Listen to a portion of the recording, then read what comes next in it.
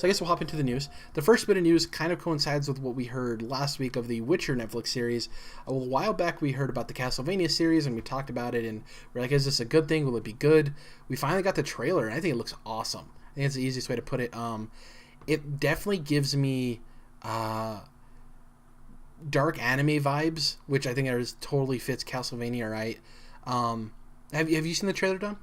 Yeah, I did watch it. And it looks cool. I think it's just not my thing. Yeah.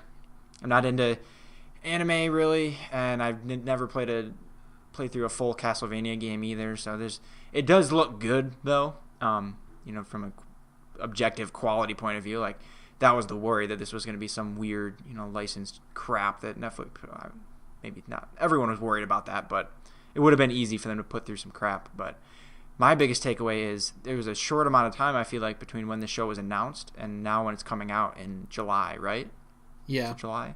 Yeah. So that gives me, when we talked about the Witcher series and I predicted it would come out in like 2019, I'm starting to feel like that was a silly prediction. Well, it's interesting, too, because I'm not familiar, and there's probably details on this, I'm not familiar with who's actually animating and producing this show. I wonder if Netflix has actually created their own in-house, animation studio, right? And then that'd be crazy if they pump out Castlevania and then they pump out Witcher and, they have this stable of, series they can go back to. Because, man, if they could do a Dark Souls or, a Bloodborne one in this vein, I appreciate the art style. I like the anime stuff. Also, anime and cartoons, though animation is expensive, I think it's a quicker turnaround than a live action thing, right? And there's less moving parts. So I'm excited. This gets me excited for Witcher. Like you, I was never super into Castlevania, but this gets me interested. I'll definitely watch the first episode and check it out. So it intrigued me enough, anyways. No. Second up, a big bit of news. Spider-Man's Tom Holland got cast as young Nathan Drake in the Uncharted movie. There's a couple of things here we can talk about. Obviously, you're more closely tied to Uncharted than I am, but I want to talk about how you feel about it being a prequel. How you feel about Tom Holland playing Nathan Drake, and if you think this movie will ever come out. Let me start with the last thing, which is no, this movie will not ever come out.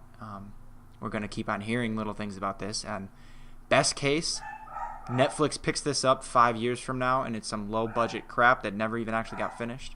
But I don't think this ever comes out. I'm sick of hearing about it, to be honest.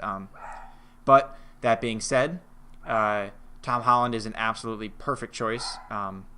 If you played Uncharted 3 and even 4, the young Nathan Drake segments, that's this kid. I mean, granted, I've only seen Captain America Civil War. That's the only bit I've seen of Tom Holland, but the accent, he looks younger, so everything about this fits. Plus, he's becoming a bigger name now. Presumably. Well, and it's Sony, right? Sony owns the rights to the Uncharted movie. Sony owns the rights to Spider-Man, so they're familiar with him. They're like, well, if this kid's a movie star, might as well try to piece him together and make our own Tom Cruise, right? Also, Spider-Man is a character that you have to nail with the snarkiness, and I think Nathan Drake is kind of that way too. And I think if Tom Holland can nail Peter Parker's snarkiness, he could nail Nathan Drake's. Yeah. And it also gives them leeway to, if this movie ever does come out, they're future-proofing themselves well, this kid's young. They can use him for a while, and they can franchise the hell out of it, right? So, yeah. Well, it's interesting. I'm not super tight on Uncharted. For me, my opinion is kind of like a lot of other people's, and if any game didn't need a movie, it's the Uncharted games, because they're pretty much movies on their own. They're some of the most cinematic games. The gameplay is probably the weakest part about Uncharted, though some people's opinions are it's bad, some people's opinions are it's good. But overall, if you're looking at the game, the least important part, the part you can cut out of any Uncharted game, is the gameplay. And if you just go through all of the cinematic stuff, they're still great, right? Stand on their own. So it's weird that they're talking about this. I don't know. It's very strange to me. It's very odd. But I'm with you. I don't think this movie ever gets made. I don't think we ever see it. So I think this thing's been in development for as long as the quote-unquote Halo movie has, or that TV show Steven Spielberg was supposed to produce of Halo that never came to fruition. I don't know if you remember that. Remember when they announced that? Steven Spielberg was working on a Halo TV show and then it disappeared. Yeah. Speaking of things disappearing, though, the last bit of news, probably the biggest bit of news that everyone's been talking about, is Rockstar delayed Red Dead Redemption 2. is now delayed to spring 2018. The cool thing I think about this announcement is not only do we have more time to play other games this fall, and my wallet is kind of sighing in relief of this game not coming out this fall. They actually released a bunch of new screenshots. So we actually saw a lot more of Red Dead Redemption 2 than I think anybody anticipated. Did you see the screenshots at all, Dom? Yeah, I looked at 2 of them. I think there's, the cowboy-looking guy, kind of silhouette-y. I don't know. I didn't pay too much attention to the screenshots, I guess. Yeah, I looked at them really quickly because obviously this game's going to look beautiful, but I wanted to see like nitpicks and little pieces of things that we can expect. And the interesting thing is, in one of the screenshots, the city the character, it seems like, is sitting in looks like the city from Red Dead Redemption. What is it, Armadillo City, or I can't remember the main little. The first city you get to in Red Dead. Didn't play it. So. Oh, you didn't play the first Red Dead? Wow. No. Yeah, so it looks like the location. The game looks beautiful, which we're not surprised by. This game's gonna take up so much of people's time. I think this is fine though that it get delayed. We talk about this all the time, right? Like, it sucks that we're not gonna be able to play this sooner, but wouldn't we rather have a game that's better off for it? Yeah, like, absolutely. Plus, if there's any time, like, I think a game getting delayed in the spring hurts more than a game getting delayed in the fall, because there's already so many games in the fall. Minus this year. This year's an exception of there being so many games in the spring. But usually, there's so many games in the fall that if a game gets delayed, it's fine, right? A lot of gamers are okay with that. So I'm cool with that. I think you're fine with it. I'm pretty sure Jordan is too. It's like, cool. Red Dead Redemption, we already didn't have a release date, and a lot of people already anticipated this happening. The one that would break my heart, though, is Super Mario Odyssey getting delayed. Just because that's the sole reason I want to buy a Switch. So if I end up picking up a Switch in early September, and then we'll know by then, obviously. We'll probably know by E3, by next week, whether or not when it's coming out or whatever. I really hope it doesn't get delayed, though. I keep telling myself it won't, but like the deepest part of my mind is like laughing at me, like, it's gonna get delayed. You fucker. Oh yeah, it's like, oh, it will. Yeah. Yeah. So in the earnings call, when they talked about Red Dead Redemption 2 getting delayed, they also talked about a big familiar 2K franchise having another release in that same year, which is weird. Like, so some of the ideas are Borderlands and BioShock, and what I want to talk to you about real quick is, like, out of those 2 games, which one do you think is more likely? A new BioShock entry or a new Borderlands? Like, we've already heard Gearbox working on Borderlands 3, but do you think it's going to come that soon? Yeah, they've been... I feel like I remember hearing about Borderlands 3 for a while. For at least 2 years back, I think they first mentioned it. And then just the last couple of months, they said at one point Borderlands 3, if I'm not mistaken. I think that's obviously what it is, given that. I think BioShock, it's possible that I have the timelines mixed up and they just have been quieter about BioShock. But I think all signs right now that that are visible to us point to Borderlands 3. Yeah, because like if you think about it, BioShock, if that game is in development, I don't think it's a game that they're going to rush. Whereas with Gearbox, they've had a couple of flops lately. They published Bulletstorm, which I don't think sold that well. They released, what's the Overwatch clone that didn't do too well? Battleborn. Yeah, that game came out, didn't do hot. Gearbox is an interesting company. They're a company to me that seems to have all this notoriety, and I personally don't understand it. I've played both Borderlands and Borderlands 2, and I thought they were okay games. They're loot chasers, right? You get the new gun. The worlds are very empty to me. I don't think the characters are interesting. They're just games that rub me the wrong way. Like I really don't like the Borderlands games. So like when I'm hearing about Borderlands 3, that doesn't get me excited at all. Like I don't even know what they would have to announce with the Borderlands 3 to even get me interested. Whereas like my heart wants a new BioShock, so, I had like a scenario play out in my head. I want to share this with you. I think it'll be funny. So 2K is the publisher here, right? And then Rockstar, Gearbox are the dev teams. Rockstar, I could just see like the different someone representing each of the developers walks into the 2K boardroom, and one of the big exec from 2K says to the Gearbox guy, when can we expect Borderlands 3 to come out? You're under contract to get it done by whatever, March 2018. How's it looking?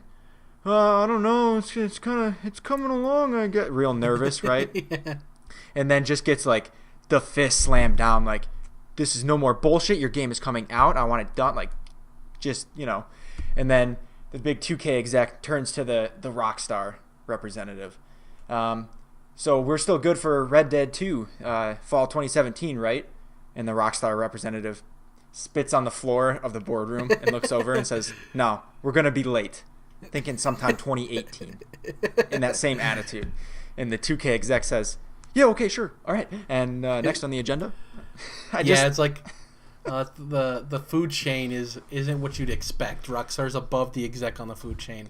I know. I romanticized that whole thing, but yeah. It's just a funny thing I could see.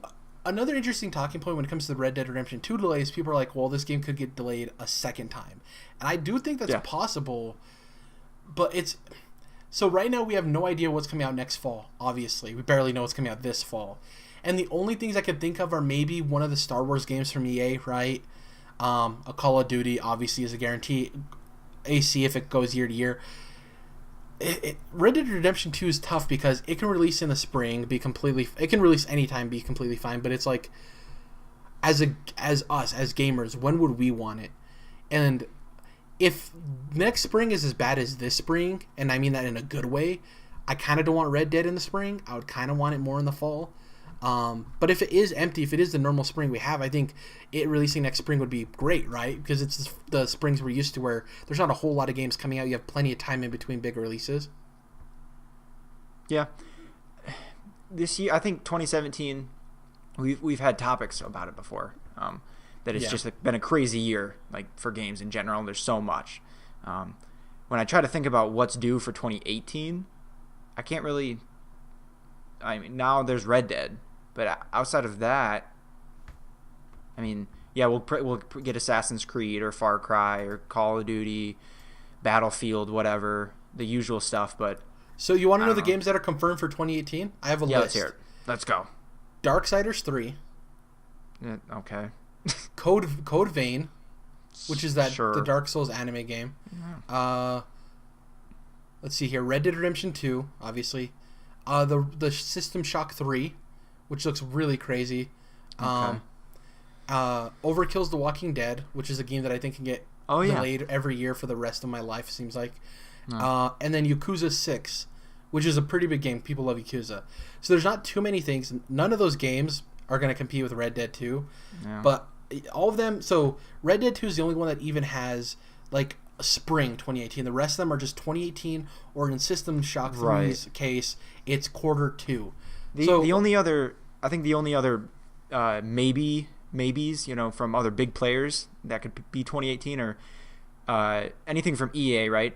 One of those Star Wars games, BioWare's new IP, but I think even that they said 2019. Sea of Thieves from Microsoft, I think, is a huge one I could see pushed to spring. Or even maybe one of the Sony first-party games. One of the 6 of them, yeah. Right, I would imagine one of them is spring 2018, but nothing...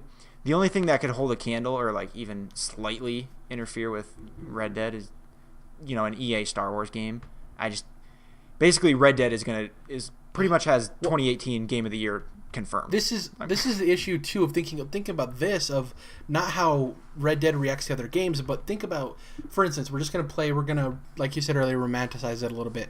Imagine Sony's looking at their schedule of games, and I'm one of the people that believes that maybe one of those games comes out this fall. I have a hard time believing 2 of them. I have a hard enough time believing 1 of them.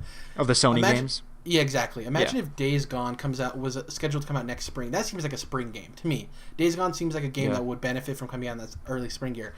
If it comes out anywhere close to Red Dead, even though it's not a cowboy game, it's a zombie game, it being that open world, single player, very high fidelity game, man, Red Dead could eat that game alive.